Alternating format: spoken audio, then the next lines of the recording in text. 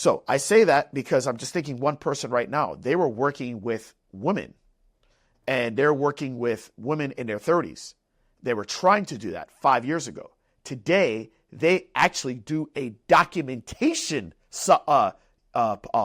platform that they're making about $50,000 to $60,000 a month off of. That has nothing to do with women, that they're helping with fitness and wellness. There's another person that I'm thinking of right now that was on our call yesterday, where when she started in my world 5 years ago, she was working with female basketball players. Today, she's doing scoliosis. It's going from the exploration phase, and the exploration should lead to conversations with people. Those conversations you're having at the Y, those conversations you're having in the group classes, those conversations you're having with the neurology, center. Those conversations then lead to clarity. And that is what you eventually realize. These are going to be the people that I'm going to end up serving, and the people that are going to basically fund my business. And in return, I serve them at a high level with the gifts and skills that I have.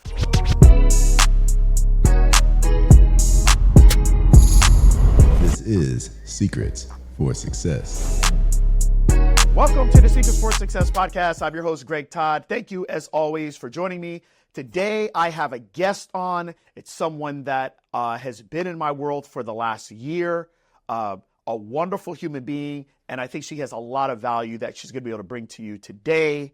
I would like to welcome Michelle Walker to the podcast. Hello. Okay. Nice to be here. Thank you. Fantastic. So, Michelle, why don't you just share with the people a little bit about who you are, kind of your journey, and let's take it from there. And I'll kind of interject every once in a while. Okay. Yeah. All right. So I've been a physical therapist for 30 years. 30, wow. 20 of which have been in home care, home physical therapy. And, I was trudging along, hating my job a little bit more every year. And not the people, just the extra junk work. Yeah. And then I had to be off for a few months for my own knee surgery, and started realizing, wow, this is really nice not to have to do paperwork every night. So I started to use the time to see my options, and started getting into the world of cash PT and what it all involved. And, I've just kind of made my way to you to help me grow this business. So at this point, I am a PRN employee for the job as I work on building this business. Okay. So I have a couple questions for you. You've been a therapist for 30 years. And you said you were trudging along. What was the moment, or was there even a moment, but when was it where you're like, okay, enough is enough? I always like to hear this from people. Like, what was your moment? There wasn't like a single moment, okay, but a passage of time. With my second husband, which was basically the last 10 years, I started hearing more and more of, you're not with me. You're always doing paperwork. Yeah. I don't have your full attention. Those kinds of things. And so they start, planting seeds in my head that this is not the way I want to live my life. Yeah. Wow. Taking away from family, Yeah. It's so funny when I'm saying funny. It's not funny, but it's real. When I became a physical therapist, so I became a PT in 2000. And when I decided I was going to sign up to go on the physical therapy path, Michelle, I was looking at physical therapy, but before that I was looking at orthopedic surgery. And my mom worked for an orthopedic surgeon. His name was Paul Hindenburg. And my mom wanted me to be an orthopedic surgeon, right? It's like, be a doctor, right? No, whatever. And so she set up a day. It was in my senior year of high school. She set up a time for Dr. Hindenburg to talk with me. And she was hoping that Dr. Hindenburg was going to tell me everything that I need to do in order for me to be an orthopedic surgeon. Well, he was in a pissy mood that day, Michelle. So I went to the office. I'm 17 years old. And he basically says, I would never do what I do. He's like, I don't know my kids. I'm on my third wife. Da-da-da-da-da. My daughter is getting married. I don't even know her husband. And he was just angry. And I knew that at that time, I didn't want that for my life. Right. And then he finished the conversation. By the way, that 30-minute time ended up being 2 minutes. And he finished the conversation, Michelle, by saying, I do what those people do. They seem like they have a life. And he had physical therapist assistants that were working at his office. He had an in-house PT. That was how I got introduced to becoming in PT. And so I say that to you, Michelle, because I went into PT, I think very similar to you, thinking that I was going to have a really good work-life balance. Well, it started off pretty well. Yeah. 30 years ago, it wasn't the way it is now. It wasn't, yeah. So over the last 10 years, what would you say has changed versus what it was in the first 20 years of you doing this?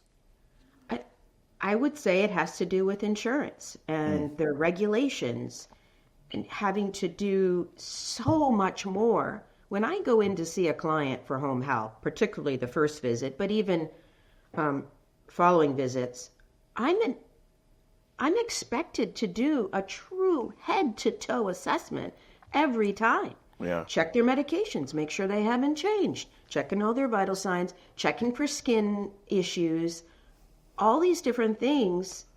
And a fraction of the time is spent doing what I was truly trained to do. Right. Not that those things are outside of my scope of practice. They're not. But that's not where I want to focus my attention.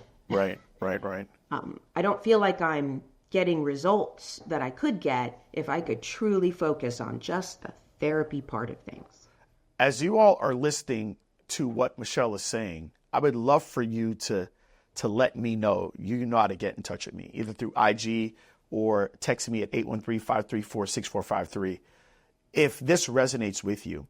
And Michelle, this is what I believe, and here I'm going to ask you this question. I pretty much think I know the answer, but 30 years ago, when you became a physical therapist, was there any inclination that you were ever going to be an entrepreneur? No. Okay.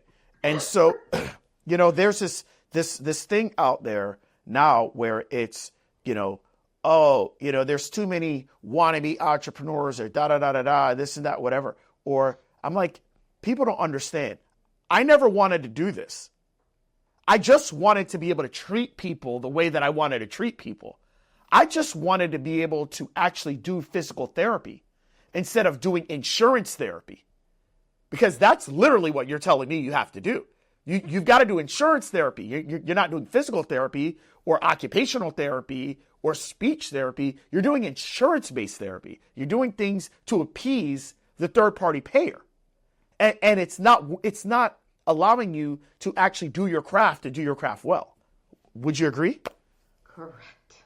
Yeah. And I just think that like, as you guys are listening to this episode, and we haven't even got into what Michelle does. We'll get there, I promise. Okay. But as you're listening to this, understand that it's a whole new world. Okay. It's a whole new world.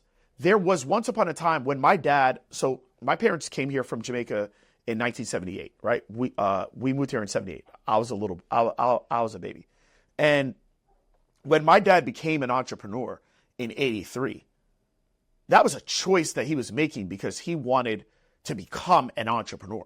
Okay. He wanted to go and create a better life than the newspaper company he was working for. And he was making good money. He was making $50K a year in 84. That's good money. Okay. Today, that's not the case. Like, I did not want to be an entrepreneur. Michelle does not want to be an entrepreneur. We just want to be able to do physical therapy. We just want to be able to use the skill sets that we have and not feel like we're handcuffed with our patients because we have to appease to a third-party payer that has an intention of how can we keep more of our clients' money that they pay us in premiums and not give it back out for our client to use it, which hurts us. So I just think it's really important, you all, if you're thinking of becoming an entrepreneur, just understand that the majority of us today, we don't want to do this. We feel like we're cornered and we have to do it. And it's the only way that we're going to be able to stay within our profession and not absolutely dread every single day. So anyways, I just felt like I needed to say that. And Michelle, thank you for confirming that as well. Okay. Very well. Yep. Yes. So now let's talk about kind of your journey now. So as long as you're like, okay, screw this. Like, I don't want to continue to do this every single day for the rest of my career. I want to serve a different group of people, and you're kind of in the beginning stages of it. So why don't you talk about who you've decided to serve, and let's kind of take it from there. So my niche basically is people with Parkinson's disease. But I also work with other seniors who have issues getting around. Yeah. And I'm really trying to address the people, because I'm starting to almost narrow my focus even more as I've gone through, different things with you and interacting with the clients I do have. Yeah. So I'm narrowing it down to those people who have been told by physical therapists that I've done all I can do, or you're doing great. But the person themselves says, no, but I'm not doing great. I have this rigidity, or I have trouble moving, but the therapist says I'm too good, or they can't do any more with me.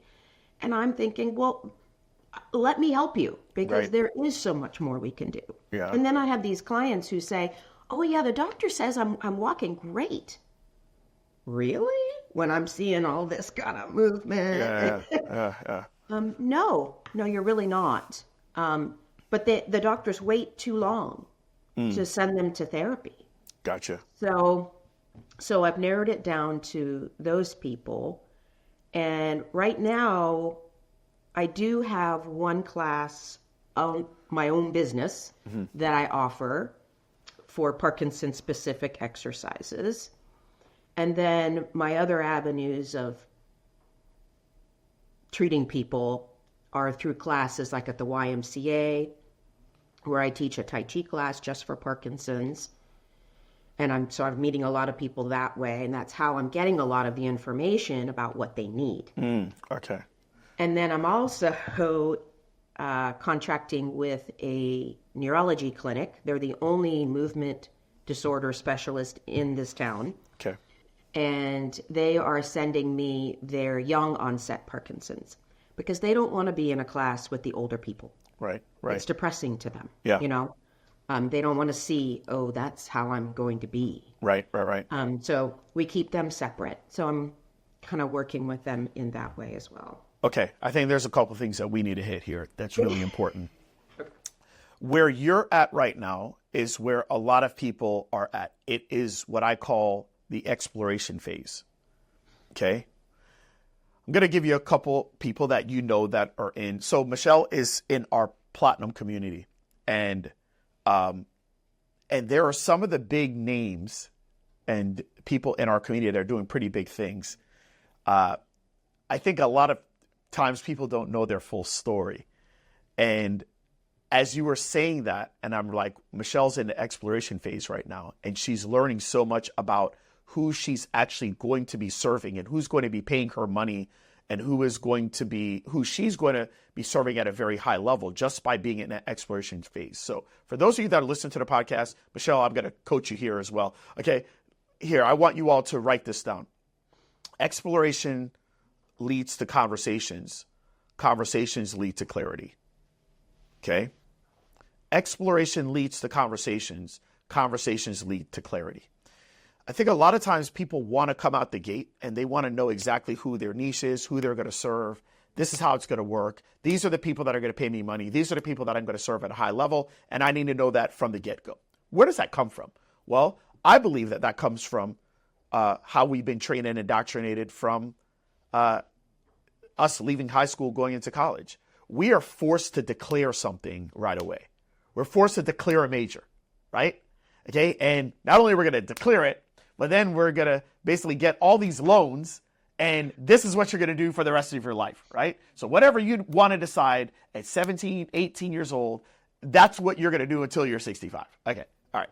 And so we feel this need that we have to know our niche. We have to know exactly what we're going to do. And we have to know what we're going to do from the get-go. But that's not really how it works. So when I think of some of our biggest success stories inside of our program right now, when they went through the exploration phase, a lot of them went through the exploration phase 5-6 years ago. And what they thought they were going to do, they ended up not doing. There wasn't a big enough market. There wasn't this, there wasn't that. And they spent maybe 3 months, 4 months, 5 months, a year and a half, realizing that this is not going to be the audience that I'm going to be able to serve and serve at a high level because they're not willing to commit and pay for it. Okay. So I say that because I'm just thinking one person right now, they were working with women and they're working with women in their 30s. They were trying to do that 5 years ago. Today, they actually do a documentation platform that they're making about $50,000 to $60,000 a month off of. That has nothing to do with women, that they're helping with fitness and wellness. There's another person that I'm thinking of right now that was on our call yesterday, where when she started in my world 5 years ago, she was working with female basketball players. Today, she's doing scoliosis. It's going from the exploration phase, and the exploration should lead to conversations with people. Those conversations you're having at the Y, those conversations you're having in the group classes, those conversations you're having with the neurology, center. Those conversations then lead to clarity. And that is what you eventually realize. These are going to be the people that I'm going to end up serving and the people that are going to basically fund my business. And in return, I serve them at a high level with the gifts and skills that I have. I think that's a really important thing for every single one of you that's listening to understand that you might be in that phase. Okay. There is no way in hell you could have told me I was going to be working with healthcare providers all throughout. I didn't know that. Okay. When I started SSPT, I just feel like this is so important to talk about. When I started SSPT, it was Smart Success for Physical Therapists, and it was set up for me to be able to help physical therapists become better employees. I was teaching people how to gain the skills that I had as a consultant for 15 companies, where my consulting income matched and eventually replaced what I was making in my clinics, which was a good amount of income as well. And so what I realized after 17 years of being a therapist, that these skills were as valuable or even more valuable than my clinical skills.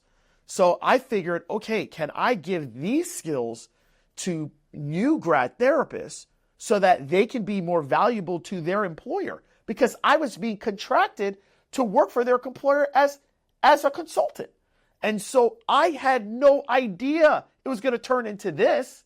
I had no idea I was going to help people start cash-based practices and work at Parkinson's patients, or have people start online businesses and people do this and do that and become consultants and speak on stage and all this other stuff. It's exploration leads to conversations. The conversations then lead to clarity on who I'm serving. So hopefully a good reminder to you and a good reminder to everyone else. And just understanding, Michelle, that what you're doing right now with people is you're having these conversations, and now you're figuring out, oh, I'm going to be working with Parkinson's. Oh, wait, there's two groups of Parkinson's. There's the older Parkinson's and there's a younger Parkinson's. I got to keep them separate.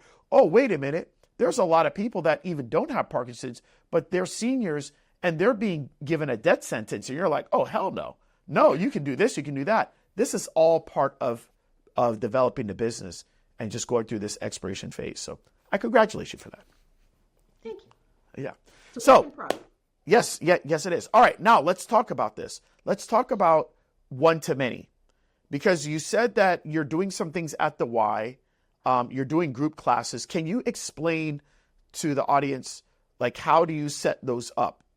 Because a lot of people think this is so complicated, and I would just like to know, like, what do you do? And well, different things. The The one at the Y, I just went there and started talking to her. I explained I'm a physical therapist. You know, I can do this and this. I have this to offer, because they already had a cycling class for Parkinson's. Okay. So I knew I had a little in. And so it took several times for me to go back and talk to her and remind her and whatnot. But I was finally allowed to speak with the group that's already there. And we set up a Tai Chi class just for them. And they are, gosh, they're very committed, and they come every week and they love it. So that's how I set that one up. And then I'd already had a private client with Parkinson's, and he hooked me up, he introduced me to another gentleman kind of on the same level of him, working class people, right? Who had Parkinson's. So I thought, well, I want to do a class.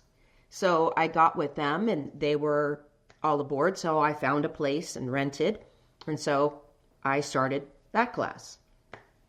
And then the last one I just started, the one for young onset, I have been going to Parkinson's support groups and different things that are led by the hospital system around here. They oversee it. And so I've kind of gotten my name in there, and I was introduced to the a disorder specialist. Okay. And she had a dinner. She invited us all to dinner, all the different therapists and professionals who help the Parkinson's community. So I started getting into that world, networking with the other professionals, the doctor. And so they approached me and said, would you like to lead this group for the young onset Parkinson's? So of course I said yes. So I'm really trying to branch out and network with others. I'm now working on a local foundation. They do everything. 95% of the money they earn goes to the Parkinson's community. Okay. They pay for their classes, support them in whatever they need. And so I am working with them so that once my clinic is built, they will support some of my Parkinson's classes too. Wow, this is awesome. Okay, guys, let's talk about this. In every single business, there are 3 different ways that you can go from irrelevant to people actually knowing that there is something that you can serve the community with. Okay, here are the 3 ways. You can do it through partnerships. You can do it through organic content, which is actually partnering with social media platforms if your audience is there. And then you could do it through paid traffic. Okay. So let's look at what Michelle has done. Which one has she picked? She's picked partnership. Okay. And she's done partnerships through a few different ways. She said, I'm going to do partnerships, and I'm going to do it with another business. What's that business? One of the ways she did it was through the YMCA. Okay. And she teamed up with the Y. And how she was able to get in there is by looking and saying, wait a minute, they're already doing classes in a different way, cycling, but they're doing classes for this group of people. Here's what I'm going to do. I'm going to create just a different variation of that, and I'm going to present it to them that way. Okay. And all it takes is for one person to say yes. That's all it takes.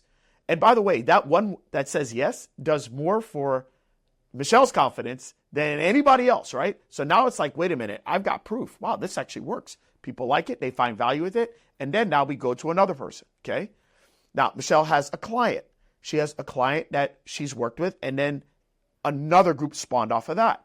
And then another group spawns off of that. So what ends up happening when you have 2, 3, 4 groups?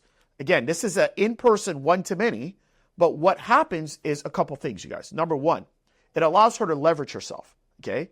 Number 2, it allows her to be able to have those exploration moments, which leads to conversations. Because yes, she's doing a class, but then she's doing a class and there's conversations that are happening before the class. There's conversations that are happening after the class, okay?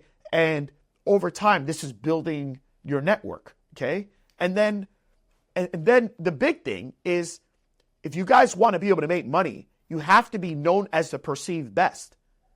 And the perceived best is not the person that's actually the best. And I'm not saying you're not the best, Michelle. I'm sure you are. But it's a person that is the best, the most known. And so this is what it takes if you're going to build a brick and mortar practice. And what I love about this, you guys, and this really is a true masterclass in how you actually get started. Okay. What I love is that Michelle's clinic is not done. It's not done. How far are we out from it being done now? Really depends on finances, Greg. Okay. All right. Okay. I am dried in. So I'm having a couple guys come over this Wednesday for a normal Wednesday class that I normally do in a room. Yeah. But because the weather's going to be nice, it won't be too hot, we can handle being in my space without AC. And just because I want to. You want to be there. Yeah. Okay. So this is a big thing, though. You know, it's getting the eyeballs and getting the people before your space is actually open. So many people think that this glorified space, once it's opened and we are paying money, I know you still got to pay money to finish out the space, but when we've got the space, all of a sudden everybody's going to come. That is not how it works. The way that it works is what you're doing right now is what's going to allow you that, whether it's that space or wherever you're at, that's what's going to get people to come. It's serving them right now, wherever you can serve them, whether that's at the Y, whether that's in a parking lot, whether that's anywhere. It's building your brand and your reputation as becoming known as the go-to person for people that are older adults and that I can help you live your best life. That's it. And so I just feel like what you're doing, I just want to give you confirmation. This is what you need to continue doing. And it's mucky. It's messy, but that's what you got to do. So, and guys, this, a lot of interest, which is good because people will come to me in addition to the Tai Chi things that I do. I mean, the Parkinson's things that I do. I also teach classes at the Y for seniors, right? Just regular seniors. And those are big classes. We're talking 30, 35 people. Yeah, that's awesome. So it never fails. People will come to me after because most of them know I'm a physical therapist. Yeah. So they'll ask me questions. Just the other day, one of them said, I'm really trying to do different things. I tried yoga, but, they don't modify things for me. I have arthritis in my hands. I have da-da-da-da. So it's really hard. I said, oh, well, actually, I'm a yoga therapist as well. So if you hang tight, I will be offering those classes. Yeah. So I was able to get her contact information, try to gather all those as I can. And every week I send a newsletter to people so that I update them on what's happening. Most of them know about my clinic. I share photographs. So they all ask me what's happening with it. Yeah. They're going to follow me. So I'm just trying to get that excitement in them, which helps me as well. Yeah. No, that's fantastic. I mean, I know everybody wants the fast track to how do you go from 0 to 30 to well, listen, I don't got time for that. I'm too old for that nonsense and trying to trick people. Look, this is how it's done. The way you do it is by doing what you're doing now. Have lots of conversations. It's probably in your best interest to have those conversations in a one-to-many format. It might not pay absolutely incredible, but that's not the point. The point is to get your name out there, to build your brand, to start serving people in whatever way you can. And through the serving, it's going to lead to more conversations, and then it's going to lead to clarity. So what you're doing is fantastic. I'm proud of you. Can you tell people, you're actually on Instagram, can you tell them where they can find out more about what you're doing, and so some of these therapists can stalk you? My handle is Proactive Therapy and Wellness because I'm proactive. I want to get people better. So I do post on Instagram and Facebook. I can't say I get any traction from those, but people see it. So yay, one day maybe. No, here's what I will tell you. I think a lot of times people look at these platforms and say, what's my numbers look like? You have to have vision on what a year from now, not even a year from now, 6 months from now, 8 months from now, 10 months from now, 12 months from now. You have to understand that you're working with potential buyers, and people are only going to pay you money if there is trust. People don't trust themselves. Please understand this. If you're working with a provider, understand that the customer does not trust themselves. The majority of people don't follow through with anything. There's a reason why most people are where they're at in life is because they lack discipline. So when people are trying to make the decision of if they're going to pay you, they want to see if they can trust you more than they can trust themselves. So every single post that you put up, every single interview that you do, every single time that you show up, and it's showing consistency. You have to think 6, 8, 12, 16, 18 months from now. When they go to your page, are they seeing somebody that gets excited for a week and then they drop off for 6? I can't trust you. I don't trust me. I sure as hell can't trust you. But if they see someone that has, wow, this person has shown up over and over and over again. They don't care about the views, this, that. They're consistent. Then they know that, yeah, you're going to take their money, but you're not going to leave them. That's why you show up. Okay, that's why you show up. I know for me, I know that today people can make the decision when they're actually now deciding if they want to work with me. I can make that decision very easy on them by them just seeing the consistency that I show up with on a day-to-day basis. And now you've worked with me and you see I'm pretty darn consistent, right? So that's it. And you have to understand that, and you got to start that before the people come. The people ain't coming yet. You haven't earned that right yet, okay? But they see you showing up for the classes. They see you showing up on social. They see you showing up just consistently. You don't have to be crazy, but just showing there's consistency in your behavior. That's what you show up for, not for the 75 likes or whatever the hell it is. So, okay, all right. Anyways, thank you for being on. We appreciate you. And let's do a part 2. How about that? We'll see where you're at in 6 months. Cool? All right, awesome. Okay, thank you. That was easy.